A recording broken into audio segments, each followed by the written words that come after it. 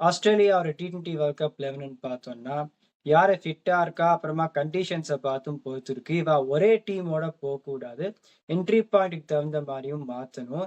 இப்போதைக்கு எப்படி போயிருந்திருக்குன்னா, Mitchell Marsh, Travis Head, Cooper Connolly, Josh Inglis, Tim David, Marcus Stoinis, Glenn Maxwell, Ben Dwarshuis, Adam Zampa if fit, Josh Hazlewood if fit and Nathan Ellis. Josh Hazlewood வந்து முதல் சில மேட்சஸுக்கு விளையாட போறது இல்லையா. அந்த கேஸ்ல ஜேவியர் பார்ட்லெட் உள்ள வரலாம்.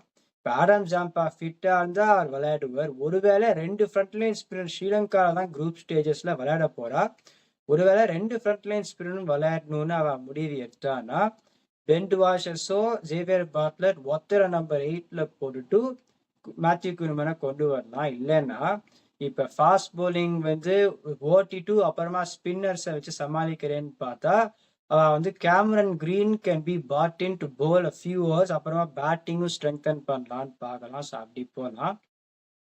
இப்ப பேட்டிங்னு பார்த்தோம்னா என்ட்ரி பாயிண்ட் படி வந்து மாத்தணும். இப்ப வந்து ஸ்ரீலங்கால பவர் பிளேல சீக்கிரமா ஒரு விக்கெட் போச்சுன்னா கூப்பர் கானே நம்பர் 3ன்னு போட்டுருக்கேன்.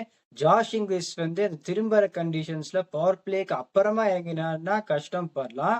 அந்த கேஸ்ல ஜாஷ் இங்கிலிஸ் நம்பர் 3 இறக்கினா அவரும் பவர் பிளேல அடிக்க பார்ப்பார். கூப்பர் கானே நம்பர் 4ம் நல்லா விளையாடலாம். ஸோ அந்த மாதிரி என்ட்ரி பாயிண்ட் படி மாத்தணும். ஏன்னா அந்த பவுலிங் அந்த 3 பேர் இல்லாத வீக்கா தான் இருக்கு.